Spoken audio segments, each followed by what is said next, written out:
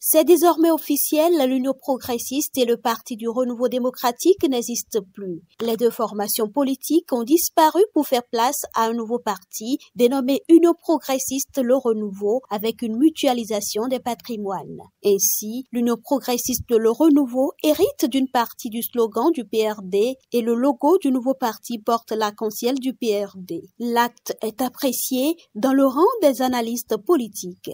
La fusion entre l'Union progressiste et le Parti du renouveau démocratique, telle qu'elle est faite, est une première au Bénin depuis la mise en œuvre des réformes du système partisan. Voilà deux partis qui se décident de regarder désormais dans la même direction en optant pour une mutualisation des patrimoines. Donc c'est une évolution majeure. On dirait que les questions difficiles ont été franchies en un temps record. Nous devons tirer la conclusion que les deux présidents de parti ont fait des sacrifices majeurs pour que dans les années à venir, l'UP Le Renouveau compte davantage sur la scène politique nationale au Bénin.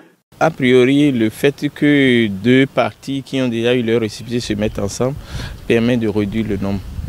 Sur le plan arithmétique, je pense que c'est une bonne chose.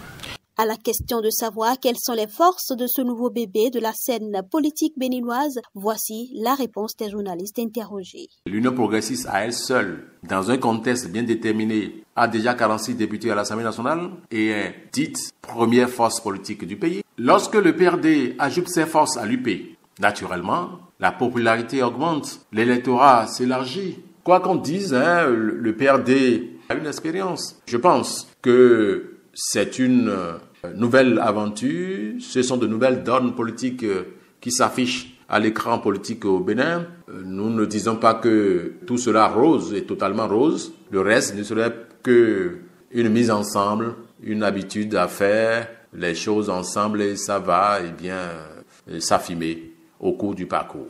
L'UP va se renforcer dans l'Ouémé et une partie du plateau et ça permet également au PRD de pouvoir garantir ses suffrages. L'UP était déjà la première force politique du Bénin. Et ça lui permet encore de renforcer cette position. Et je crois que cette posture de première force politique du parti pourrait être confirmée lors des prochaines élections. Mais à côté de toutes ces forces, quelques difficultés guettent l'Union progressiste Le Renouveau.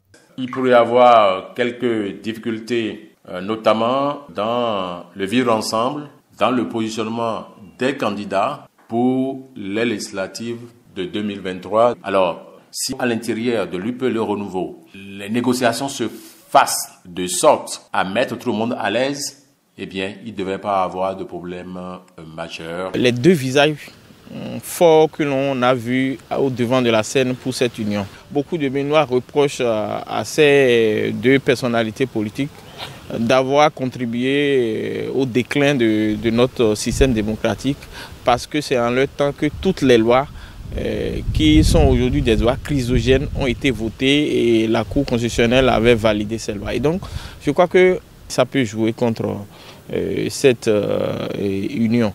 Ça ne permet pas la nouvelle force de s'affranchir des critiques de ceux qui peuvent penser que c'est une union régionaliste. Les regards sont désormais tournés vers les prochaines législatives pour mieux apprécier le poids de ce nouveau parti dans la scène politique béninoise.